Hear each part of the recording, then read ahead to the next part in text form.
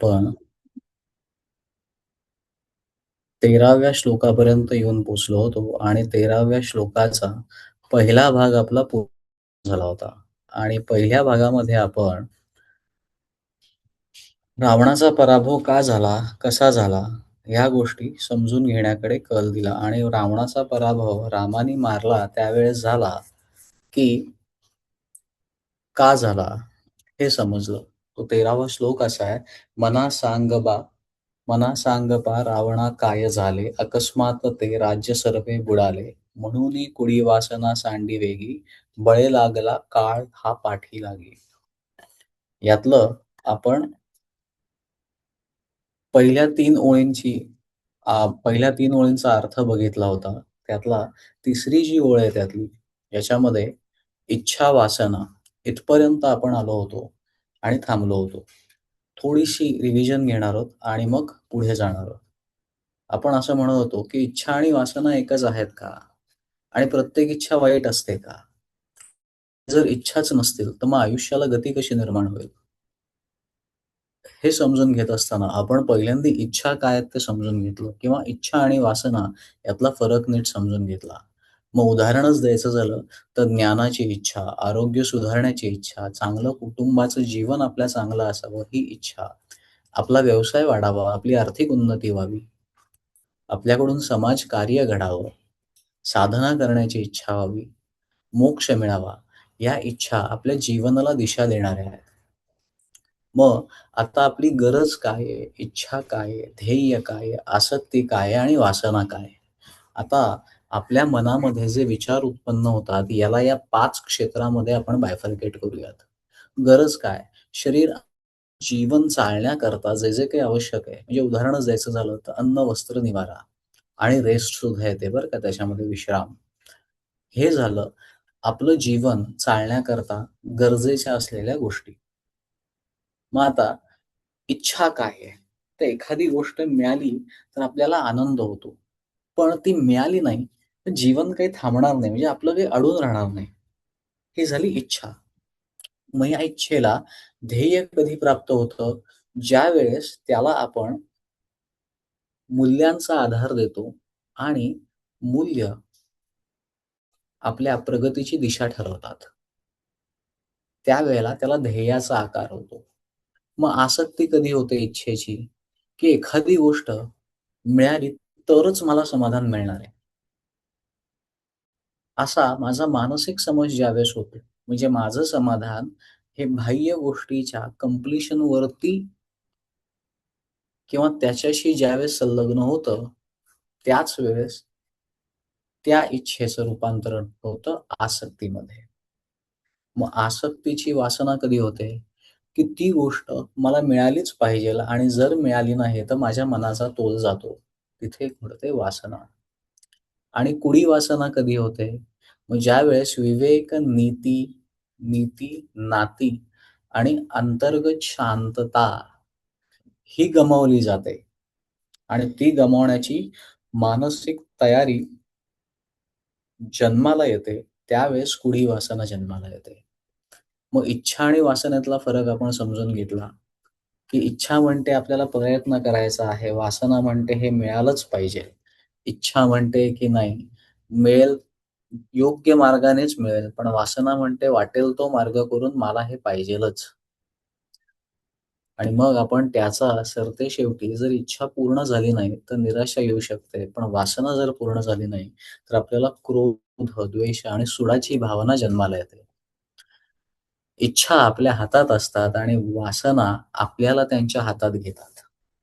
मग तुकाराम महाराजांचा संवाद आपण पाहिला होता. त्यांनी काय मनाशी संवाद साधला? "काय करू आता या मना, न सांडी विषयांची वासना." म्हणजे विषयांची वासना ती मला पतनाकडे नेतीये. मी एकट्याच्या बळावर याच्यातून बाहेर पडू शकत नाही. म्हणून ईश्वरा मला सांभाळून घे. संत आपल्या इच्छा, गरजा, वासना, आसक्ती याविषयी प्रामाणिक होते, याविषयी ट्रान्सपरंट होते आणि त्यांना याची जाणीव होती, कल्पना होती, की मला मर्यादा आहेत आणि या मर्यादेतून ते ईश्वराला शरण जातात, की बाबा या गोष्टींमध्ये मला मदत कर. जेणेकरून तुझ्या मदतीच्या जीवावर मी ह्यांना सामोरा जाऊ शकेन. मग आपण दैनंदिन जीवनातली उदाहरणं पाहिली, मान्यता, नियंत्रण, श्रेष्ठत्व, प्रसिद्धी, संपत्ती आणि मग विजय आणि त्यानंतर सुडाची वासना आणि नंतर मग डिजिटल. आजकालच्या जगात मोबाईल हातात नसेल तर गडबड होते आणि आता ते काही कमी होतं का? तर मग आता आध्यात्मिक वासना पण असतात. मग लोकं असं सांगतात आवर्जून, की माझाच अनुभव मोठा आहे किंवा मला कसा अनुभव आला किंवा मी कसा आहे किंवा आमचे गुरु मोठे, त्यांचे छोटे. पण असं काही नसतं. तर इच्छा, कुडी वासना आहे का नाही हे समजण्याचे आपण 7 प्रश्न बघितले होते. मग त्यातली पहिली ही गोष्ट न मिळाल्यास माझ्या मनाचा तोल जातो का? पहिला प्रश्न. माझी असत्य बोलायची तयारी असते का? दुसरा. दुसऱ्याच्या अधिकारावर घाला घालू शकतो का? हा तिसरा. माझं आरोग्य, मनःशांती यांचं नुकसान होऊन हे ते झालं, तरी पण चालेल, पण मला ही इच्छा पूर्ण झालीच पाहिजे. हा चौथा. पाचवा, अंतर्मन थांबत असून कारणं देत म्हणजे विवेक आपल्याला कारणं देतोय. आपल्या अंतर्मनातून आतला आवाज सांगतोय, "हे करू नको." हे अयोग्य आहे. पण त्याला सुद्धा बुद्धी विचार तुझा कसा चुकीचा आहे आणि माझी वासना कशी योग्य आहे, ह्याच्याकरता यथायोग्य एक्सप्लेनेशन देते आणि त्या दिशेने मनाला घेऊन जाते. 6वा प्रश्न, ते जरी कमवलं तरी त्याच्यातून समाधान हाती लागत नाही. पुन्हा नवीन मिळवण्याची इच्छा जन्माला येते. आणि 7वा, या सगळ्या गोष्टी केल्यानंतर प्रेम, कर्तव्य याच्याऐवजी या सगळ्या गोष्टीच्या मागे असते भीती, तुलना, अहंकार आणि लालसा.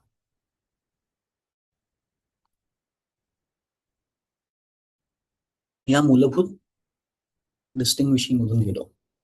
आणि मग याला अनुसरूनच गीतेमध्ये भगवान म्हणतात, काय म्हणतात भगवान, की त्रिविधम नरकस्य इदं द्वारम नाशनम आत्मनः काम, क्रोध तथा लोभः तस्मात् एतत् त्रयं त्यजी.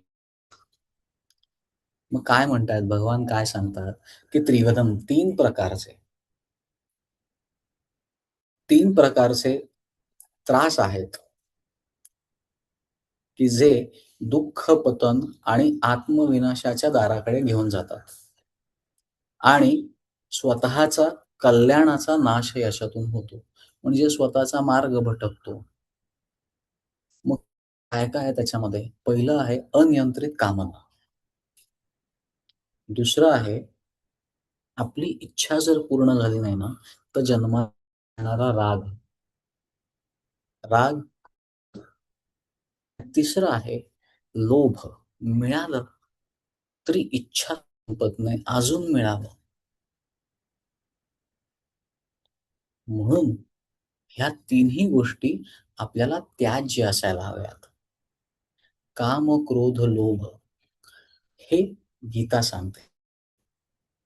पुढे जाऊन समर्थ म्हणतात, "सांडी वेगी" हे तुरंत लगेच. तर सुरुवात ही कल्पनाने होते. कल्पना वासनेचं रूप धारण घालते. कल्पना इमॅजिनेशनकडे जाते. इमॅजिनेशन व्हिज्युअलायझेशनला जन्माला घालतं. व्हिज्युअलायझेशनमधून वासना. मग ते दिसताना फार लहान दिसतं.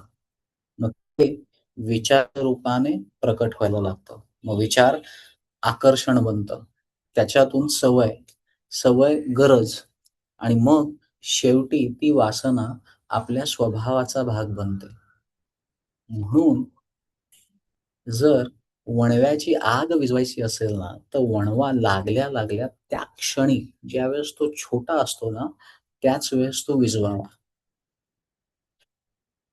एकदा का त्याने उग्र रूप धारण केलं, की त्याला आटोक्यात आणणं भयंकर कठीण प्रसंग आहे. जसं मला पावभाजी खायला आवडतं. आवड आहे तोवर पण ज्यावेळेस त्या आवडीकरता मी माझ्या दैनंदिन दिनचर्येमध्ये सवड शोधायला लागतो ना आणि ती सवड जर माझ्याकडून नाही निघाली, तर जर मनामध्ये अस्वस्थता, चलबिचल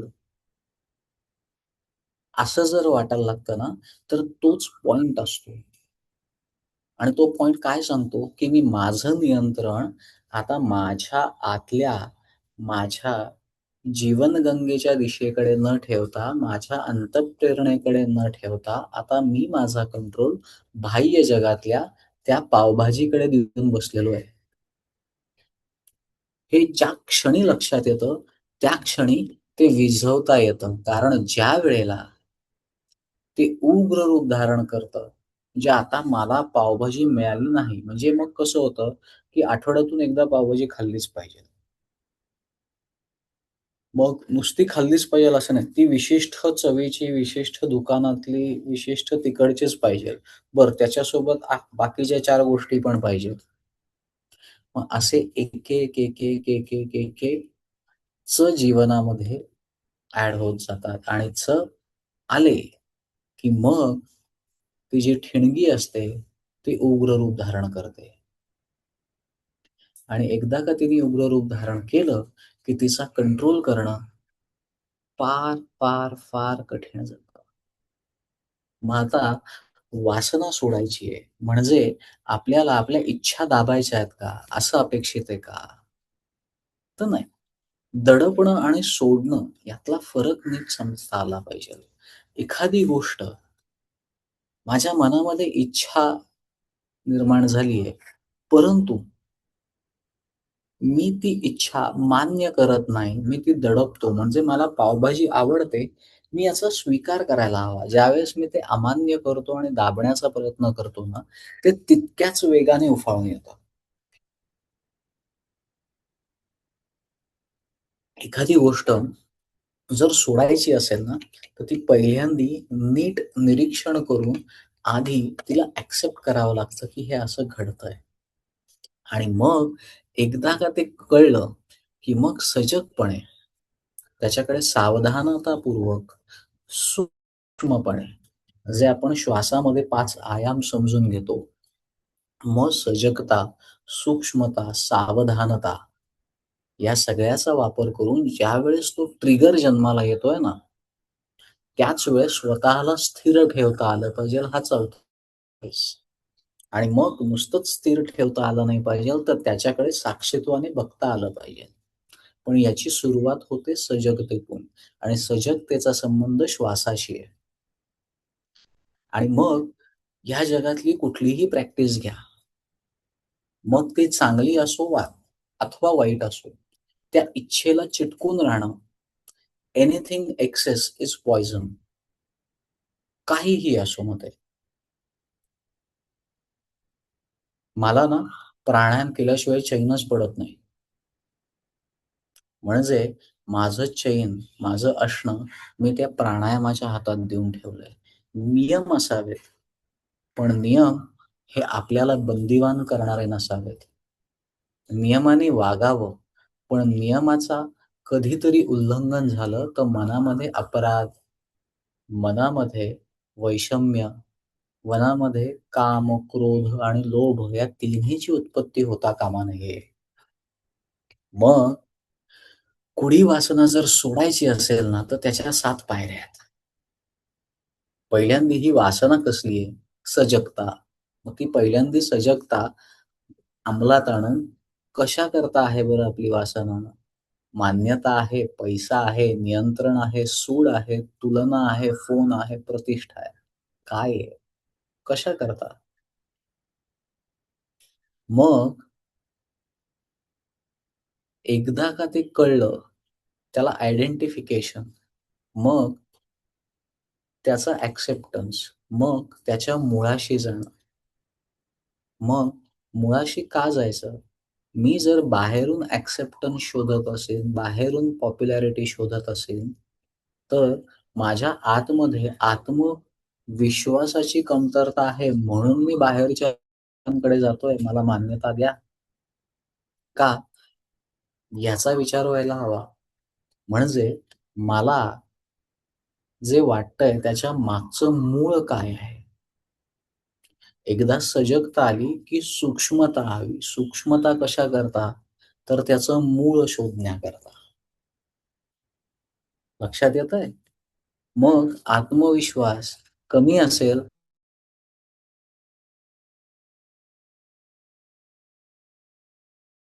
मान्यतेच्या मागे माणूस फिरतो. त्याच्या व्यतिरिक्त जर काही घडलं, तर मी अनकम्फर्टेबल होतो. म्हणून मला माझ्या बाजूच्या वातावरणामध्ये माझं नियंत्रण लागतं. दुसरं, मला ना शॉपिंगची सवय आहे. का शॉपिंगची सवय? मी आतमधून रिक्त आहे म्हणून मला शॉपिंग हवंय? काय आहे नेमकी भूमिका? मला राग येतो. रागाच्या मागे दुःख आहे का दुसऱ्याचं चांगलं व्हावं हे आहे? जसं घरातल्या मुलांना आई-वडील आपल्या मुलांना नेहमी ओरडतच असतात. पण त्यामागे त्यांचा राग नसतो, तर मुलांचं हित व्हावं, त्यांचं कल्याण व्हावं, हा हेतू, हा उद्दिष्ट मागे दडलेलं असतं. सो कुठल्याही गोष्ट आपण जी करतोय, त्याचं मूळ जोपर्यंत हातात लागत नाही ना, तोपर्यंत कळत नाही. मग आता त्याच्यामागचं मूळ शोधलं, की मग त्याच सूक्ष्मतेचा आधार घेऊन त्याचा परिणाम जो आहे ना, भूतकाळाचा अभ्यास करायचा आणि परिणाम बघायचा, की आपण काय किंमत दिली मागे हीच इच्छा पूर्ण करण्याकरता. वेळ, आरोग्य, नातं, पैसा, शांतता काय दिलं ह्याचं चिंतन घडायला लक्षात येतंय? बरोबर आहोत का सगळेजण? आपण सगळे व्यवस्थित चाललोय? मला थंब अप करून सांगितलत ना, तर जरा सोपं पडेल. सगळ्यांना लक्षात येतंय का हे जे काही मी बोलतोय ते? Okay, fantastic. ओके शिल्पा माँ, ओके जयश्री माँ, okay Jagannath sir, okay Vivo V2135. Okay, okay Shilpa माँ. चलो, आपण पुढे वळूयात. ह्या सगळ्याचा हेतू जो चाललाय ना, ते जर लक्षात येत असेल, समजत असेल तर पुढे जायचंय. नसेल समजत तर थांबायचं, समजून घ्यायचं, नीट डायजेस्ट करायचं आणि मग पुढे जायचं. अजिबात गडबड, गोंधळ काही करायचा नाही. ठीक आहे. मग आता गरज कळली, त्याच्या मुळापर्यंत पोहोचलो, त्याचे परिणाम पण कळले. मग आता ह्याच्यातून सुटका कशी करायची? मग सगळ्यात पहिल्यांदा त्या विषयाविषयीच्या मनात येणाऱ्या कल्पना, चिंतन आणि मनन हे थांबवायचं. याची परिणती दुःखात आहे ना, त्याचं चिंतन थांबायला हवं. चिंतन थांबण्याच्या आधी हे समजून घ्यायला हवं, की त्या विषयाचं चिंतन कधी निर्माण होतं? त्याचा ट्रिगर काय आहे? बाहेर असं काय घडतं? अशी कुठली परिस्थिती येते ज्यावेळेस मला पावभाजी खाण्याची इच्छा तीव्र होते आणि अनावर होते? मग ते ट्रिगर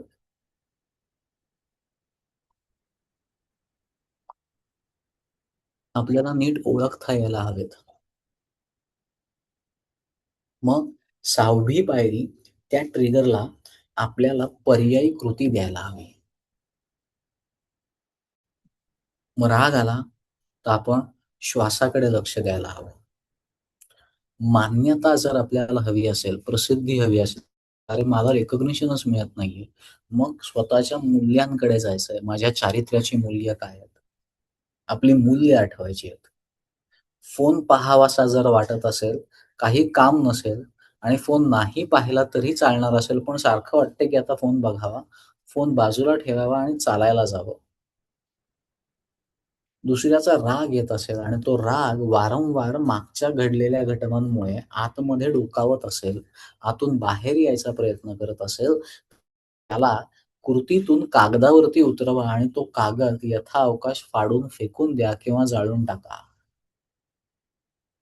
त्यानंतर मला जर अनावश्यक खरेदी करावीशी वाटत असेल, तर तो निर्णय थोडा पुढे ढकला. सायकॉलॉजीचा एक नियम सांगतो. एखादी भावना जर निर्माण झाली ना, तर त्या भावनेचे केमिकल 10 सेकंदाकरता शरीरात राहतात आणि नंतर ते न्यूट्रलाइज होतात. म्हणजे फिजिओलॉजिकल रिएक्शन ही 10 सेकंदच टिकते. पण त्याचं सतत चिंतन केल्याने, सतत विचार केल्यामुळे ती रिपीटेड होत राहते. मनामध्ये ते सारखं रिपीट होत राहतं. मग आता ह्या ज्या वरच्या पायऱ्या आपण बघितल्या, स्वतःला सोडवायचं असेल, तर हे सोडवणं कसं होईल? तर ह्याला जोड द्यावी लागते एखाद्या रिपिटेटिव्ह कृतीची.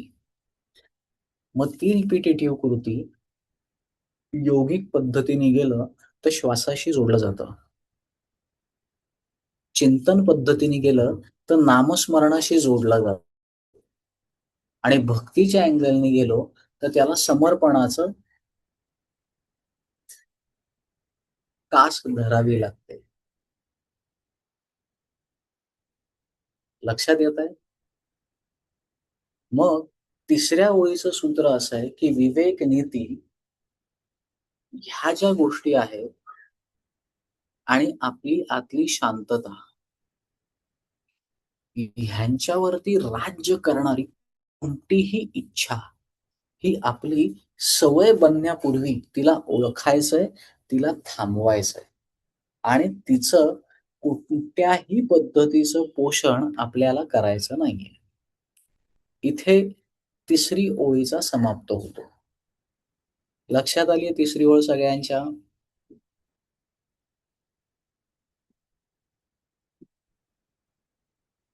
फंटॅस्टिक. ओके इंदुलेखा माँ, ओके अर्पिता माँ, ओके अनिलजी. सो इथे तिसरी ओळ जी आहे ना, ती आपली संपूर्ण होते. मग आता आपल्याला चौथ्या ओळीकडे जायचंय. चौथी ओळ आपल्याला नेमकं काय सांगण्याचा प्रयत्न करतीये बरं? काय आहे? "बळे लागिला काळ हा पाठी लागी." ही वाचल्यावर प्रथम मृत्यूची आठवण येते. काळ मागे लागलेला आहे. असं याचा अर्थ आहे का? परंतु समर्थ आपल्याला घाबरवण्याकरता काही गोष्टी करत नाहीये. मग जसं मागील श्लोकामध्ये ते सांगत होते, की "मना सर्वथा शोक चिंता नको रे." म्हणजे ज्यावेळेस ते शोक आणि चिंता याच्यातून आपल्याला मुक्ती करायला सांगतायत आणि त्यानंतर ते आपल्याला सांगतायत, की "बाबा, बळे लागिला काळ हा पाठी लागी." याचा अर्थ असा सांगतायत, की "बाबा, वेळेविषयीची सजगता ठेव आणि वेळेची सजगता, वेळ ही नंबरमध्ये मोजली जाणारी आहे, परंतु आपल्या देहाला वेळ ही आपल्या श्वासाशी कनेक्ट करते." कारण आपल्या श्वासाचा आणि आपल्या बायोलॉजिकल क्लॉकचा घनिष्ठ संबंध असतो. म्हणून आपल्याला जर वेळेची समज आणि उमज यायची असेल, तर आपल्या श्वासाविषयी सजगता ही अपरिहार्यता आहे.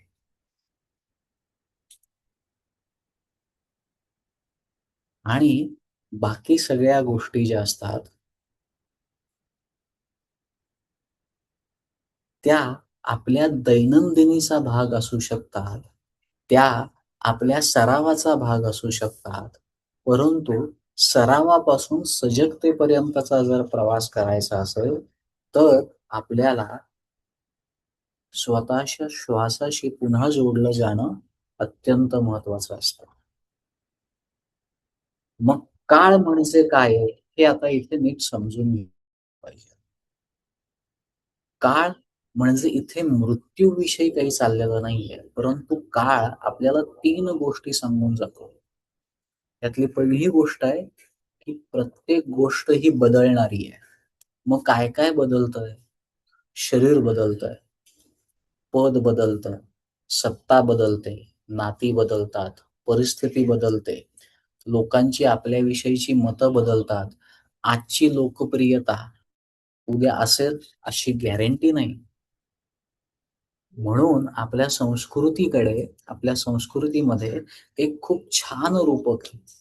एखादा व्यक्ती जर जिंकून आला, त्याचा जर विजय झाला, तर त्यानंतर त्याला घातली जातो तो हार असतो आणि त्याला याची जाणीव करून दिली जाते, की आज तू यशाच्या शिखरावरती आहेस, आज लोकांच्या मान्यतेच्या शिखरावरती आहेस, पण उद्या हार पत्करायची पण तितकीच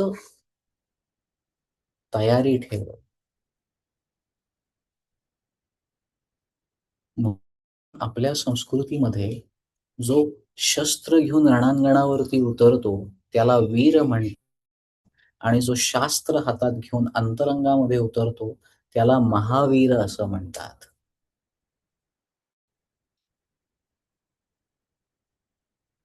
लक्षात येतंय? मग आपल्याला आपल्या आतमध्ये उतरून काम करायचं आहे. ज्याच्याकरता काळ समजणं खूप गरजेचं आहे. मग पहिला काळाचा संबंध हा बदलाशी आहे. आता दुसरा काळाचा संबंध परिणामाशी आहे. आपल्याकडून जर एखादं वर्तन चुकीचं घडलंच, तर त्याचा परिणाम लगेच मिळेलच असं नाही. परंतु घडलेलं कर्म बीज रूपाने पेरलं गेलेलं आहे. यथावकाश त्याला अंकुर हे पुषणार. म्हणून ज्या क्षणी आपल्या मनामध्ये सुद्धा गोष्टी जन्माला येतात, त्याच वेळेला त्याची नि त्याचं जे वास्तवात जी गोष्ट निर्माण होणार आहे, ती प्रक्रिया इनिशिएट होते. परिणाम नजरेत पडत नाही म्हणजे ते प्रकट व्हायला सुरुवात झाले नाहीत, असं होत नाही.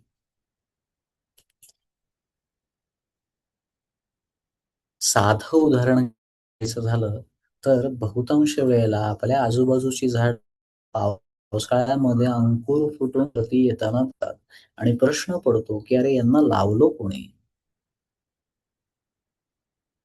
पक्ष्यांमार्फत इकडे-तिकडे विखुरलेल्या बिया त्यांचं अंकुरामध्ये रूपांतरण होतं आणि त्या अंकुर यथाअवकाश झाडाचं रूप धारण करतात.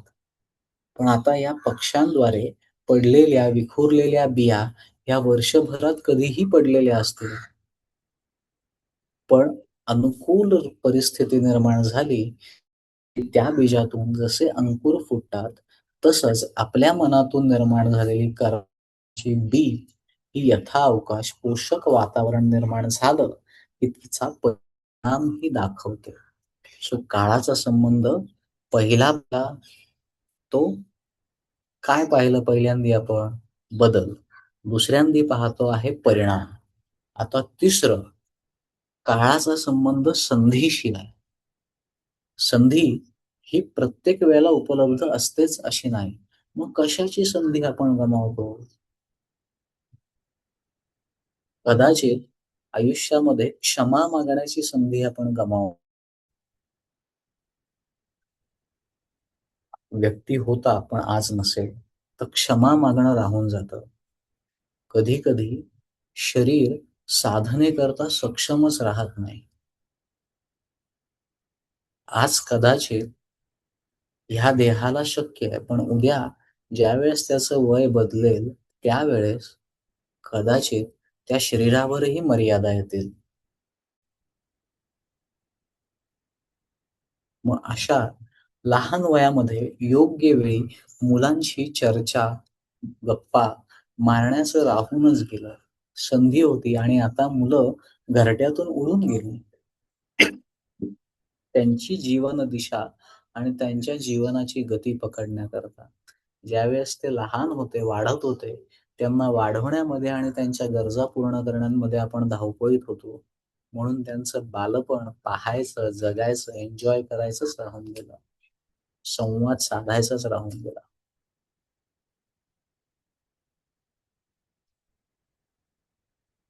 असं वेळ आपल्याला बदलाची, परिणामाची आणि संधीची जाणीव करून देतो. त्यामुळे काळ हा अत्यंत प्रभावी आहे. गीतेतल्या दुसऱ्या अध्यायातल्या 27व्या श्लोकामध्ये भगवान म्हणतात, "जातस्य हि ध्रुवं मृत्योः ध्रुवं जन्म मृतस्य च. तस्मात् अपह्रियते न त्वं शोच्युतम् अर्हसि."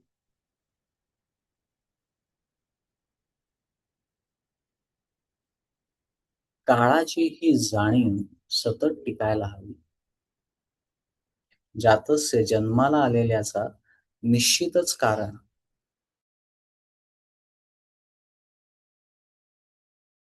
त्याच्या जन्माच्या मागे निश्चित असं कारण आहे. त्याला मृत्यूही निश्चित आहे आणि मृत्यू झालेल्याला पुनर्जन्मही निश्चित आहे. म्हणून जी गोष्ट टाळता येत नाही अशा गोष्टीच्या बाबतीत आपण विवेकहीन शोक करत बसण्यास काही अर्थ नाही. उलटं जीवन हे मर्यादित आहे म्हणून प्रत्येक क्षण अधिक मूल्यवान आहे.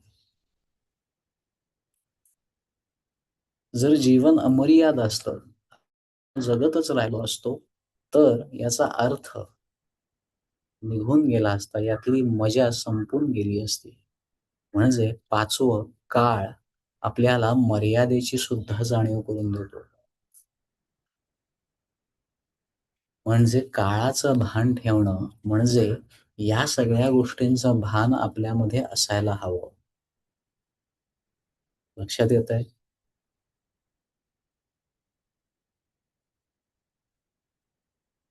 मग काळाविषयी हा प्रवाह अनादी अनंत कालापासून चालू आहे. जन्माला आलेला प्रत्येक जण काळाच्या मुखात जातो.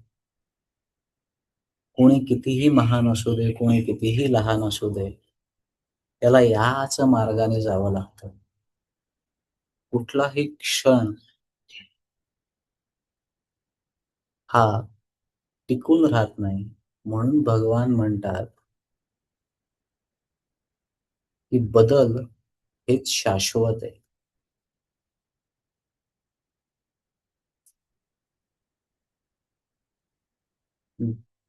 मरे एक त्याचा दुजा शोक वाहे, अकस्मातही पुढे जाता आहे.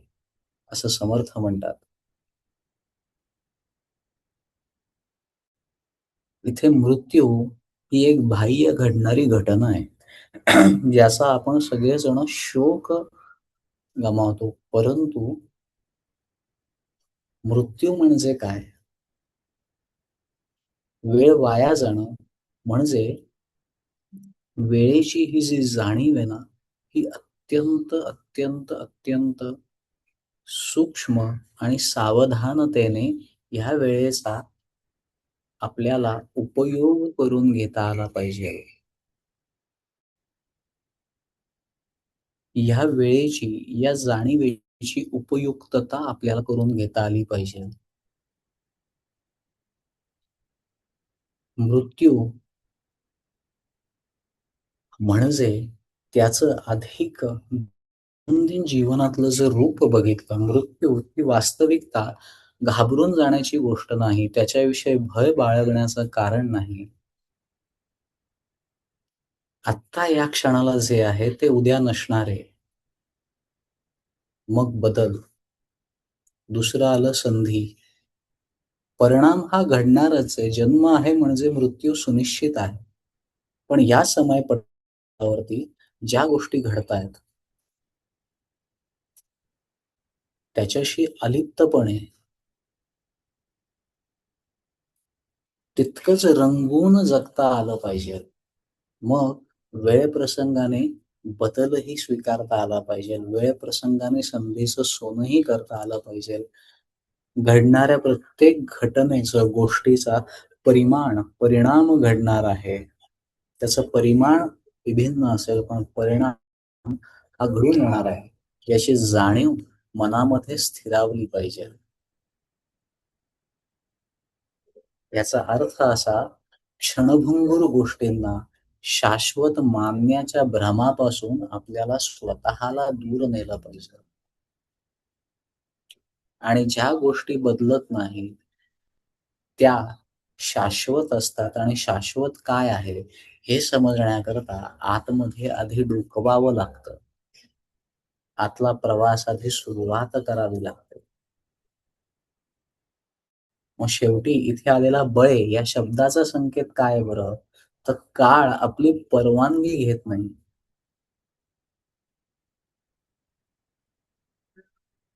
काळ त्याच्या गतीने सतत जात असतो.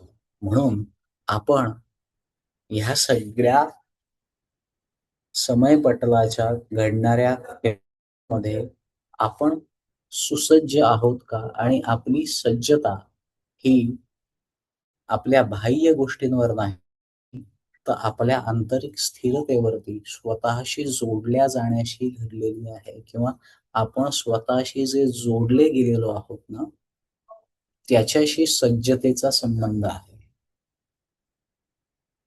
ज्यावेळेस आपण सज्ज असू, त्यावेळेस आपण सदैव, सतत तत्पर असू, तयार असू, घडणाऱ्या प्रत्येक गोष्टीकरता आनंदाने सामोरं जाण्याकरता. म्हणून भीतर ही हे सज्जता, ही सज्जता आतमध्ये प्रकट होणं, हीच साधनेचं खरं उद्दिष्ट आहे. साधना आपल्याला सज्ज या वेळेच्या घडणाऱ्या चक्राला सामोरं जाण्याकरता. साधं आता बघा दैनंदिन जीवनामध्ये आपण कसं जगतो? आपण प्रत्येक गोष्ट घडण्याची वाट पाहत असतो. बघा हां, नीट विचार करून बघा. आपण बऱ्याच वेळेला गोष्टी आहे ना, सतत पुढे ढकलत असतो. साधना उद्या करीन. मी ना माझ्या आरोग्याकडे नक्की लक्ष देईन. डाएट चालूच करायचा आहे. डाएट फॉलो करायचा आहे. व्यायाम आहे ना, मी करणारच आहे. मी ठरवलंय मला व्यायाम करायचा आहे. पण कधी? कारण शरीर दररोज बदलत जात आहे. काळ दररोज बदलत जातोय. बदल हे जर त्या काळाचं एक प्रतिबिंब असेल किंवा त्याचं एक कॅरेक्टर असेल, तर त्याच्याशी जुळवून घेण्याकरता मी तयार आहे का? मग आजपासून किंवा आजपर्यंत जर आपण आपल्या दैनंदिन जीवनाचं निरीक्षण केलं, काय-काय गोष्टी आपण कळत-नकळतपणे पुढे ढकलतो. आता आपल्या जीवनाशी कनेक्ट करू. मला ना सकाळी लवकर उठायचंय आणि ब्रह्ममुहूर्त गाठायचा ठरवतो आणि चुकवतो. एक दिवस मी सकाळी उठून साधना नक्की करीन, व्यायाम नक्की करीन. सध्याचं नवीन एक फॅड आलंय. मला ना डिजिटल डिटॉक्स हवाय. आयुष्यातल्या फोनचा वापर कमी करायचा आहे. नक्की करणार उद्यापासून. प्रॉब्लेमच नाही. मला ना राग कमी झाला पाहिजे. मी ना माझ्या कुटुंबाकरता वेळ देईन. मी ना क्षमा मागेन. मला ह्या ज्या चुकीच्या सवयी लागल्यात ना, त्या एक दिवस मी नक्की सोडीन हां. बऱ्याच व्यसन असतं कुठलं ना कुठलं तरी. व्यसन चांगलं का वाईट हा मुद्दा नाहीये, पण व्यसन असतं. मग आता जसं आपण हा अध्याय घेतोय. एक व्यसनच आहे मला लागलेलं. आता चांगलं वाईट हा मुद्दा नाहीये इथे. परंतु ते करण्याकरता आटापिटा, खटाटोप चाललाय की नाही? आज कुठेतरी जायचंय, पण नाही. हे आधी झालं पाहिजे. मगच तिकडे जायचं. मग असे कळत-नकळतपणे जीवनामध्ये निर्माण होतात. चांगले अथवा वाईट. हे आपलं मन त्याला अर्थ देतं. लक्षात येतंय? Are we together? आपण बरोबर आहोत सगळेजण? मला सम अप करून सांगितलत तर सोपं पडेल. तर काय आज थोडं सकाळी लवकर चालू झालंय. झोप-बीप लागली तर गडबड नको. येस जायोमी, येस अर्पिता माँ, येस जयश्री माँ, येस काका.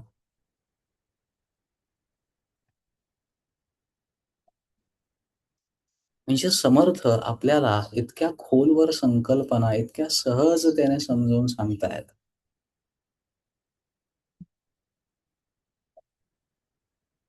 त्यामुळे आपण वेळ आल्यावर गोष्टी करू किंवा मी पुढे नक्की करीन. एक दिवस या गोष्टीला ठरवलेलं आहे. या भ्रमामध्ये न राहता आपण स्वतःला आतून तयार करायला हवं. आपल्या आतून ती सज्जता व्हायला हवी. आपण आतून सुसज्ज व्हायला हवं आणि सुसज्ज होण्याकरता आधी सजग व्हायला हवं. काळाची जाणीव आपल्या जीवनाचा प्राधान्यक्रम कसा बदलते बरं? स्वतःला जर एकदा काही प्रश्न नीट विचारले, तर बऱ्याच गोष्टी आपल्याला उलगडतील. वाद जिंकणं महत्वाचं आहे का नातं टिकवणं? माणूस महत्वाचा आहे का म्हणणं? बऱ्याच जणांना जीवनामध्ये हा तारतम्यच लक्षात येत नाही. मी बरोबर असे नाही. कदाचित माझ्याकडे अधिक माहिती असेलही. पण म्हणून ती व्यक्त करणं, हे खरंच योग्य आहे का? ही आवश्यकता आहे का? का मला समोरच्याचं मन दुखवायचं नाहीये, हे आवश्यक आहे. याचा सारासार विवेक आपल्या जीवनात प्रकटणं अत्यंत अनिवार्य आहे. ही खूप महत्वाची गोष्ट आहे. अन्यथा आपण आपल्या मुलांना आपल्यापासून दूर लोटतो. आपल्या जवळच्यांना आपल्यापासून कळत-नकळत दूर लोटतो. ते आपल्याशी बोलतात, पण आपल्याशी जोडले जात नाहीत. आपल्या प्रश्नांची उत्तरं घरातली मुलं देतात, पण आपल्याला कळतं, की नाही हा आपल्याशी बोलत नाही. मग स्वतःचा अहंकार टिकवणं हे महत्वाचं आहे का स्वतःचं मन हलकं करून जगणं महत्वाचं? निर्णय हा ज्याचा त्याचा आहे. वस्तू जमा करणं महत्वाचं आहे का जीवनामध्ये असलेल्या गोष्टींचा अर्थ पूर्ण पद्धतीने वापर करता येणं गरजेचं आहे. जे आहे त्याचा वापर मला नीट करता येतोय का मी नसलेल्या गोष्टीच्या मागे सतत धावत चाललोय? लोकांना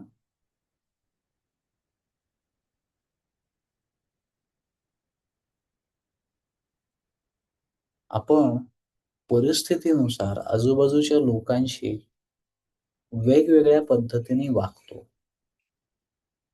मग वागणं बघायचं, वागणं मॅनिप्युलेट करायचं का वागण्याच्या मागची इच्छेकडे लक्ष द्यायचं? ती इच्छा, ते अंतःकरण स्वच्छ असणं महत्वाचं आहे. काय महत्वाचं आहे? हे आपल्याला नीट ठरवता आलं पाहिजे. गोष्टी आपल्या नियंत्रणात असायला हव्यात का गोष्टींनी आपला प्रेमाने स्वीकार करायला हवा? आपल्या नात्याचा सगळ्यांवर वचक असावं का सगळ्यांवर प्रेम असावं? पैसा जीवनाचा एक अविभाज्य घटक आहे. पण म्हणून पैशासाठी आरोग्य तोडायचंय, नाती गमवायची आहेत, नेमकं काय? काळाची जाणीव आपल्याला ह्या सगळ्या प्रश्नांची उत्तरं द्यायला यथावकाश मजबूर करते. लक्षात येतंय? मग आता ह्या श्लोकामध्ये ज्या रावणाचं उदाहरण घेतलं, त्या रावणाचं आणि काळाचा काय संबंध आहे बरं? तर रावण एकेकाळी महान सत्ताधीश होता. पण काळापुढे ती सत्ता टिकली नाही. काळापुढे त्याचं वैभव टिकलं नाही. त्याचं शारीरिक सामर्थ्य टिकलं नाही. त्याचं ज्ञानही त्याच्या उपयोगाला आलं नाही. वासनेच्या पोटी ज्ञानाचा आणि पर्यायाने त्या विवेकाचाही ऱ्हास झाला. त्यामुळे हा काळ आपल्याला वेगवेगळं चक्र दाखवतो. मग ते चक्र जसं जलचक्र आहे. भारतीय संस्कृतीची जगाला दिली गेलेली ही एक दुसरी महत्त्वपूर्ण भेट म्हणता येईल किंवा आणखीन एक भेट, भरपूर भेटी दिलेल्या आहेत. त्यातली ही एक भेट आहे, ही चक्राकार रचना आणि ही काळाच्या पोटात दडलेली आहे. म्हणून घडणाऱ्या प्रत्येक गोष्टीला आपल्याला सजगतेने सामोरं जाण्याची तयारी करायला हवी. लक्षात येतंय? हे अत्यंत महत्त्वाचं आहे. कारण बऱ्याच वेळेला काळाविषयी जाणीव ठेवताना आपण खूप नकारात्मकतेने पाहतो. पण काळाकडे सुद्धा समर्थ आपल्याला सकारात्मकतेने पाहायला शिकवतात.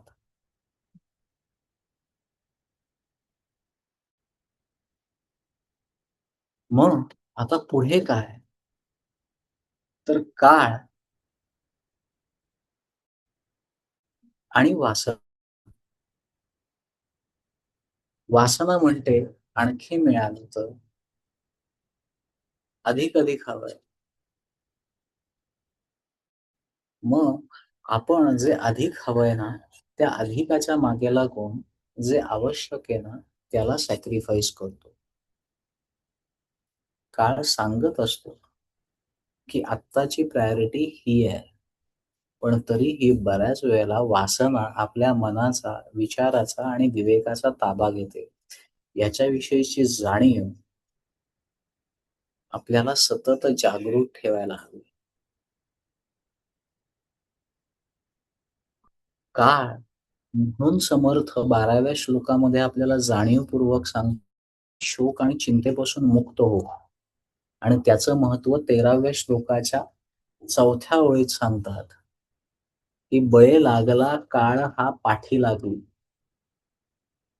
कारण हा काळ सतत पुढे चाललाय. त्यामुळे तू भूतकाळ आणि भविष्य, सो भूतकाळात अडकवणारा शोक आणि भविष्याकडे घेऊन जाणारी चिंता याच्यातून स्वतःला मुक्त कर. कारण जीवन हे या वर्तमान क्षणाचं नाव आहे.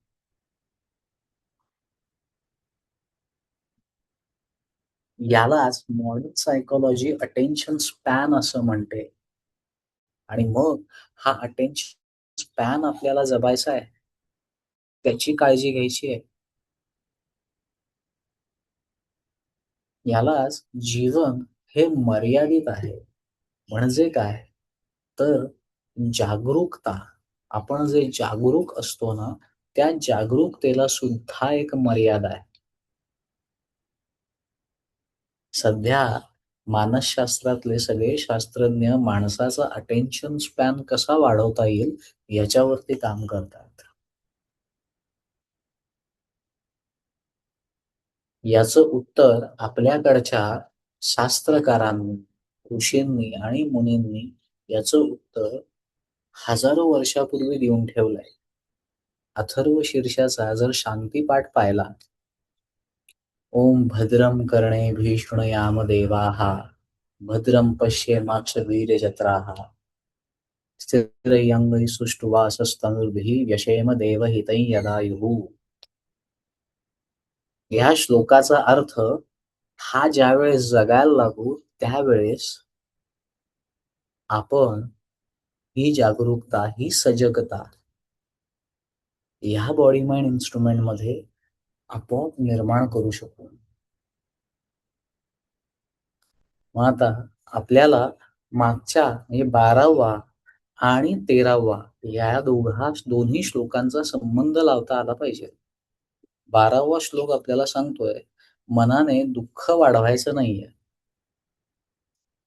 13वा श्लोक सांगतो, मनामध्ये पोसलेली कुडी वासना भविष्यातलं दुःख निर्माण करणार आहे, तर तिला ओळख आणि तिचा त्याग कर.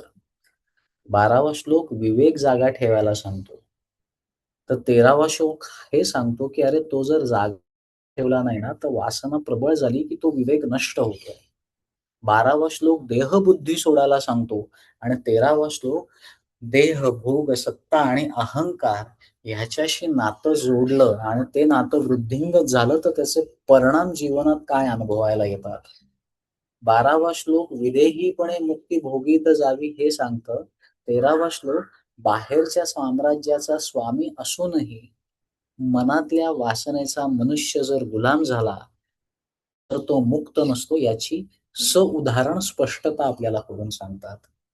12वा श्लोक विवेकाचा मार्ग आहे, जो देहबुद्धीच्या पलीकडे जायला शिकवतो, आसक्ती कमी करायला शिकवतो, विदेहीपणा आणि अंतर्मुक्ती भोगायला शिकवतो. तर 13वा श्लोक उदाहरण विषयाच्या चिंतनातून पतनाचा मार्ग नीट उलगडून दाखवतो, जो आसक्ती, काम, आग्रह, क्रोध, मोह, स्मृतिभ्रम, बुद्धिनाश आणि विनाश या दिशेने घेऊन जातो. असं 12वा आणि 13वा श्लोक हातात हात घालूनच जातात. लक्षात आलंय?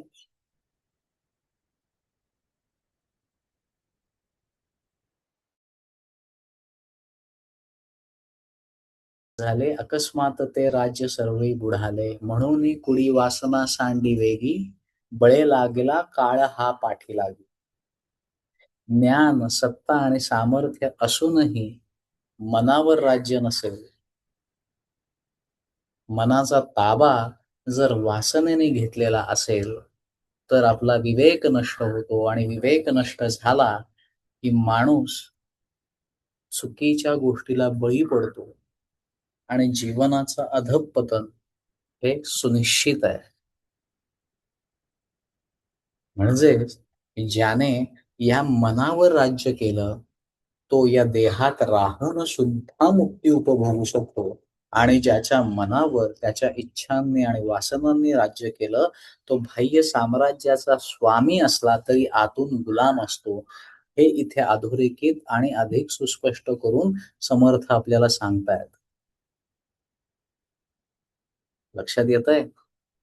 असे हे 2 मार्ग, एक मार्ग आतला आणि एक मार्ग बाहेरचा, अशा 2 मार्ग हे समर्थ आपल्याला तोलून दाखवून तराजूप्रमाणे नीट समजून सांगतायत, की काय घडणार आहे. लक्षात येतंय तुमच्या?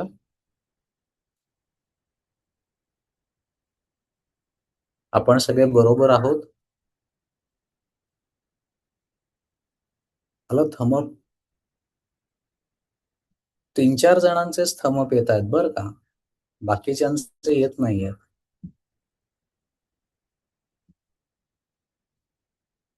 हां, थँक यू. मी वारंवार तुम्हाला हे थंब अप करायला सांगतो, याच्या मागचं तुम्ही करता. त्याच्या मागचं कारण तुमच्यातली सजगता जागी राहावी. हे महत्वाचा हेतू असतो, उद्दिष्ट असतो. बाकी काही नाही. मग आता आपल्याला स्वाध्यायाकडे जायचंय. या आठवड्याचा स्वाध्याय काय असेल? तर दररोज नीट निरीक्षण करायचंय स्वतःचं आणि आपल्यावरती कोणती इच्छा अधिक प्रभावी होतीये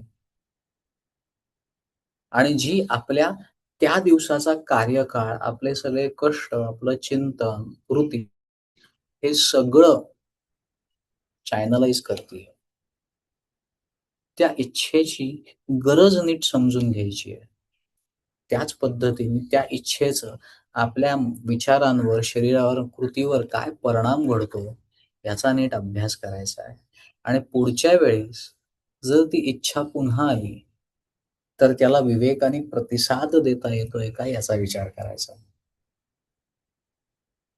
आणि जाणीवपूर्वक याचं निरीक्षण करायचंय, की माझ्या या मनोभूमीवरती कोणत्या इच्छेने राज्य केलं, कोणती इच्छा माझ्या या मनोभूमीवरती राज्य केलेली आहे.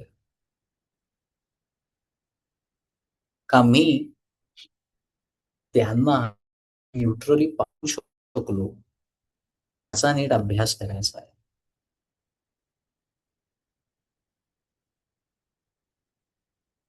सरतेशेवटी एक सांगेन, रावणासारखा मनुष्यांमधला नरश्रेष्ठ, उत्तम ज्ञानाचा अधिकारी, पण निर्णायक क्षणी ज्ञानापेक्षा वासना मोठी झाली. अत्यंत सामर्थ्यवान, पण सामर्थ्यापेक्षा अहंकार मोठा झाला.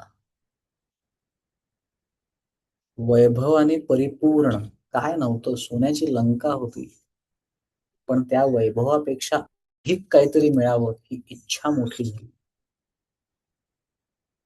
त्याच्याकडे योग्य अयोग्य समजण्याचा निरक्षीर विवेक असणारी बुद्धी होती. पण वासनेच्या अधीन होऊन त्याने तो विवेक गमावला. मग आपण पहिल्या स्वाध्यायामध्ये जे बघितलं, की रावणाचा अंतिम पराभव रामाच्या बाणाने नाही झाला, तर त्याचा पराभव त्याच्यातल्या अनियंत्रित वासनेने केला. आणि दुसरं आपण समजून घेतलं, बाहेरच्या रावणाचा आपण वर्षातून एकदा दहन करतो. पण अंतर्मनात जे रावण जन्माला येऊन जे थैमान घालतायत, त्याचं दररोज निरीक्षण करावं लागतं. ज्या निरीक्षणाचा सजगता पाया असते, त्याला सूक्ष्मतेची जोड द्यावी लागते. सजगता आणि सूक्ष्मता, सावधानता जन्माला घालते. ह्या तिन्हीतून स्थिरता प्रकटते. स्थिरता साक्षीत्वाला जन्माला घालते आणि ज्यावेळेस ह्या 5 गोष्टी तुमच्या कॉन्शियसचा भाग बनतात, त्यावेळेस तुम्ही बदलणाऱ्या काळाला सामोरं जायला सज्ज होता. या चिंतनावर आज इथे थांबू. बोलायला भरपूर आहे, पण आज थांबणं आवश्यक आहे. म्हणून प्रार्थना करून इथे आज थांबूयात. आज मला प्रश्न घेता येणार नाही. त्याकरता तुमच्या सगळ्यांची माफी मागतो. कारण आश्रमामध्ये पळायचंय. ओके. सो आपण प्रार्थना करून इथे थांबूयात. ओम.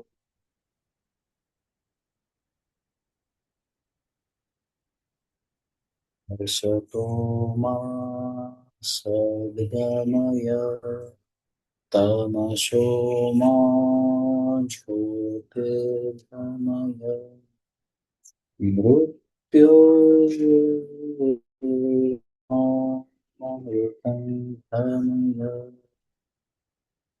ॐ शान्तिः शान्तिः शान्तिः हरिः ओम् श्रीगुरुभ्यो नमः हरिः ओम् आपण सर्वजण शेवटच्या क्षणी केलेल्या बदलानुसार उपस्थित राहिलात.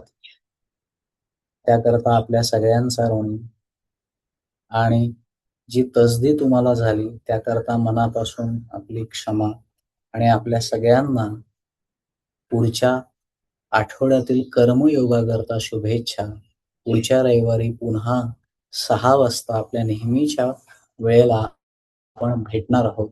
तोपर्यंत सगळ्यांना त्यांचा दैनंदिन कर्मयोग साधण्याकरता शुभेच्छा आणि स्वाध्यायातील जे प्रश्न दिलेले आहेत त्याचं आठवडाभर नीट चिंतन करा, मनन करा, अध्ययन करा आणि स्वतःचं जीवन समृद्ध करा आणि आपला जो सभोवतालच्या गोष्टींकडे केलेला कंट्रोल आहे तो पुन्हा स्वतःकडे घेऊन या. या सगळ्याकरता तुमच्या सगळ्यांना शुभेच्छा. जय गुरुदेव.